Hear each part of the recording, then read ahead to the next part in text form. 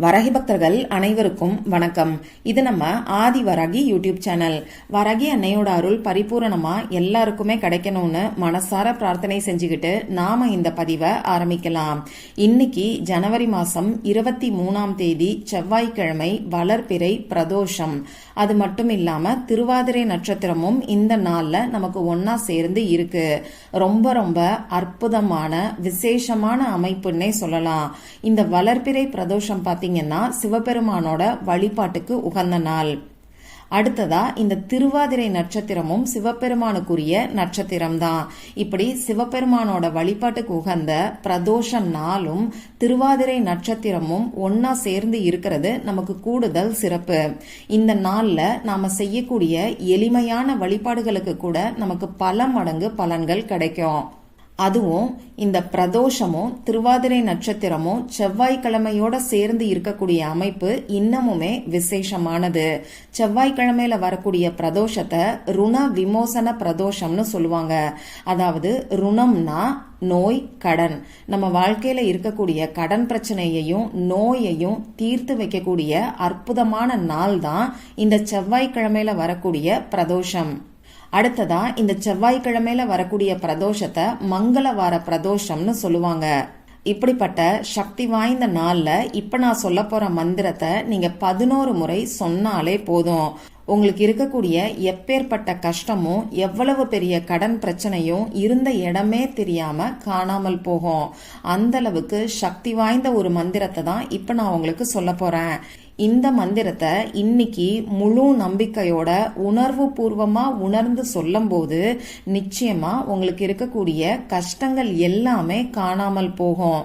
அது மட்டும் இல்லாம அனைத்து தெய்வங்களும் வசியமாவாங்க. அது எப்படின்னு இப்ப நான் உங்களுக்கு சொல்றேன்.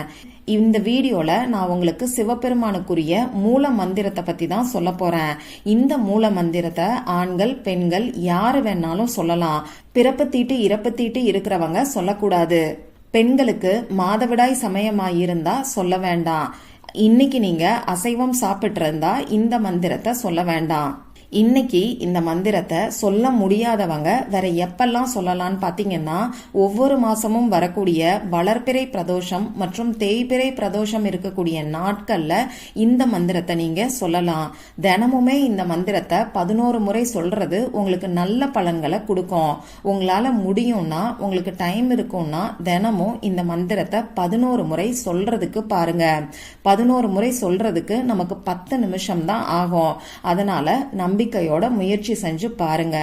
அடுத்ததா இந்த மந்திரத்தை இன்னைக்கு எந்த நேரத்துல நீங்க சொல்லணும்னு பாத்தீங்கன்னா, பிரதோஷ காலம்னு சொல்லக்கூடிய சாயங்காலம் 4:30 மணியிலிருந்து 6 மணி வரைக்கும் இருக்கக்கூடிய இடைப்பட்ட நேரத்துல இந்த மந்திரத்தை நீங்க சொல்லுங்க.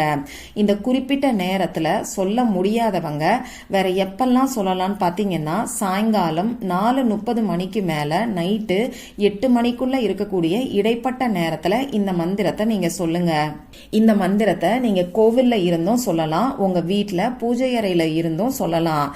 அதே மாதிரி சிவபெருமானோட பரிபூரணமான அருள் இருக்கிறவங்களால மட்டும்தான் இந்த மந்திரத்தை சொல்ல முடியும். சிவபெருமானோட இந்த மூல மந்திரத்தை சொல்றவங்களுக்கு இருக்கக்கூடிய தீவினைகள் எல்லாமே நீங்கி நன்மைகள் ஏற்படும். ரொம்ப நாளா ஏதாவது ஒரு கஷ்டத்தை அனுபவிச்சுக்கிட்டு இருக்கிறவங்க, கட்டுக்கடங்காத பண பிரச்சனை இருக்கிறவங்க, கடன் பிரச்சனை இருக்கிறவங்க, தீராத நோய்களால அவதிப்பட்டுக்கிட்டு இருக்கிறவங்க, மன நிம்மதி இல்லாம தவிச்சுக்கிட்டு இருக்கிறவங்க, இப்படி எல்லாருமே இந்த மந்திரத்தை 11 முறை சொல்லும் போது அனைத்து விதமான பிரச்சனைகளும் சரியாகும். ஒரு சிலருக்கு எதை தொட்டாலும் தடையா இருக்கும், எந்த பக்கம் திரும்பினாலும் கஷ்டமா இருக்கும், வாழ்க்கையில கஷ்டத்தை மட்டுமே அனுபவிச்சுட்டு இருப்பாங்க. இதுக்கு பல காரணங்கள் இருந்தாலும் முதன்மையான காரணம் என்னன்னு பாத்தீங்கன்னா, தெய்வங்களோட அனுகூலம் இல்லாததும் ஒரு காரணமா இருக்கும். இப்படி எதை தொட்டாலும் தடை, எந்த பக்கம் திரும்பினாலும் கஷ்டம்னு இருக்கிறவங்க இந்த மந்திரத்தை தவறாம 11 முறை சொல்லி பாருங்க. குறிப்பா சாயங்காலம் 4:30 மணியிலிருந்து 6 மணி மணிக்குள்ள இருக்கக்கூடிய இடைப்பட்ட நேரத்துல சொல்லுங்க. ஏன்னா இந்த பிரதோஷ நேரத்துல அனைத்து தெய்வங்களும் சிவபெருமான வழிபாடு செய்யறதுக்காக சிவன் கோவில்ல இருக்கிறதா சொல்லுவாங்க. இன்னைக்கு சிவபெருமான நினைச்சு பிரதோஷ நேரத்துல நாம செய்யக்கூடிய வழிபாடுகளுக்கு தேவர்கள் முதல் அனைத்து தெய்வங்களோட பரிபூரணமான அருளும் நமக்கு கிடைக்கும்னு சொல்லுவாங்க. அது மட்டும் இல்லாம சிவபெருமானோட இந்த ஒரு மூல மந்திரத்தை 11 முறை சொல்லும் போது அனைத்து தெய்வங்களும் வசியமாவாங்க. இது அந்த அளவுக்கு சக்தி வாய்ந்த மந்திரம். இந்த மந்திரத்தை நம்ம சொல்லும் போது நமக்கு இருக்கக்கூடிய பித்ரு தோஷங்கள், குலதெய்வ சாபங்கள் கூட நீங்கும். பூர்வ ஜென்மத்துல நாம செஞ்ச பாவங்களும் நீங்கும். வீட்டுல இருக்கக்கூடிய பண கஷ்டம் தீரும். கடன் பிரச்சனை குறைய ஆரம்பிக்கும். நோய்கள் நீங்கி உடல் ஆரோக்கியம் பெருகும். அது மட்டும் இல்லாம எதிரிகளால வரக்கூடிய ஆபத்துக்கள் கூட நீங்கும்.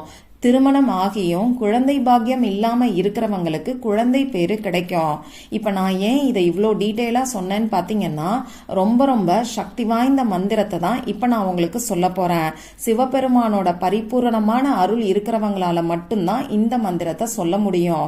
இன்னைக்கு டைம் இல்ல, என்னால இந்த மந்திரத்தை சொல்ல முடியலன்னு சொல்லி தட்டி கழிச்சிடாதீங்க. இந்த மந்திரத்தை முடிஞ்ச அளவுக்கு ஒரு 10 நிமிஷம் ஸ்பெண்ட் பண்ணி சொல்றதுக்கு பாருங்க. சரி, இப்ப நான் சொன்ன நேரத்துல உங்க பூஜை அறைய நீங்க ரெடி பண்ணிக்கோங்க. எப்பையும் ஏத்தி வைக்கக்கூடிய விளக்கை ஏத்தி வச்சுட்டு உங்க பூஜை அறைக்கு முன்னாடி ஏதாவது ஒரு விரிப்பையோ மனை பலகையோ சேரையோ போட்டு உட்கார்ந்துக்கோங்க.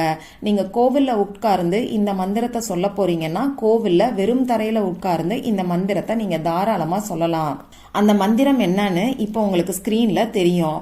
நானும் சொல்லி காமிக்கிறேன். ஓம்கார நம சிவாய, ஓம் நகாராய நம சிவாய, ஓம் மகாராய நம சிவாய, ஓம் சிகாராய நம சிவாய, ஓம் வகாராய நம சிவாய, ஓம் யகாராய நம சிவாய, ஓம் நம ஸ்ரீ குரு தேவாய பரம புருஷாய சர்வ தேவதா வசீகராய சர்வாரிஷ்ட விநாசனாய சர்வ துர்மந்தர சேதனாய திரைலோக்கியம் வசமாய ஸ்வாஹா. இதுதான் அந்த மந்திரம். சொல்றதுக்கு எளிமையான மந்திரம் தான். 11 முறை மட்டும் நீங்க சொன்னாலே போதும். இந்த மந்திரத்தை நீங்க சொல்ல ஆரம்பிக்கிறதுக்கு முன்னாடி விநாயகர் கிட்டையும் உங்க குலதெய்வத்துக்கிட்டையும் பிரார்த்தனை செஞ்சுக்கோங்க. சிவபெருமான் கிட்ட உங்களுக்கு இருக்கக்கூடிய கஷ்டங்கள் எல்லாத்தையும் சொல்லி மனசார பிரார்த்தனை செஞ்சுக்கிட்டு இந்த மந்திரத்தை நீங்க 11 முறை சொல்லுங்க. இன்னைக்கு முடிஞ்ச அளவுக்கு சிவன் கோவிலுக்கு போய் வழிபாடுகளை செய்யறதுக்கு பாருங்க. இப்படி சிவன் கோவிலுக்கு போகும்போது உங்களால முடிஞ்ச ஏதாவது ஒரு அபிஷேக பொருளை வாங்கி கொடுங்க. மறக்காம சிவபெருமானுக்கு வில்வ இலைகளையும் நந்தியம் பெருமானுக்கு அருகம்புல்லையும் வாங்கி கொடுங்க. இது இன்னமுமே உங்களுக்கு நல்ல பலன்களை கொடுக்கும். இப்போ இந்த பதிவுல பிரதோஷ நாள்ல நமக்கு இருக்கக்கூடிய கஷ்டங்கள் எல்லாமே நீங்கிறதுக்கும் அனைத்து தெய்வங்களோட பரிபூர்ணமான அருள் கிடைக்கிறதுக்கும் நாம சொல்ல வேண்டிய சிவபெருமானோட சக்தி வாய்ந்த மூல மந்திரத்தை பத்தி பார்த்தோம். இந்த பதிவுல உங்களுக்கு ஏதாவது சந்தேகம் இருந்துச்சுன்னா எனக்கு கமெண்ட் பாக்ஸ்ல கேளுங்க. அதை நான் உங்களுக்கு உடனே தெளிவுபடுத்துறேன். இந்த பதிவு உங்களுக்கு பிடிச்சிருந்தா லைக் பண்ணிட்டு உங்க ஃப்ரெண்ட்ஸ் அண்ட் ஃபேமிலி கூட ஷேர் பண்ணுங்க. இந்த மாதிரி அந்தந்த நாளுக்கும் நேரத்துக்கும் திதிக்கும் உரிய வழிபாடுகளையும் பரிகாரங்களையும் நீங்க மிஸ் பண்ணாம தெரிஞ்சுக்கிறதுக்கு நம்ம சேனலை மறக்காம சப்ஸ்கிரைப் பண்ணிட்டு பக்கத்துல இருக்கக்கூடிய பெல் ஐக்கானையும் பிரஸ் பண்ணிக்கோங்க. மற்றும் ஒரு பயனுள்ள பதிவுல நாம சந்திக்கலாம். நன்றி.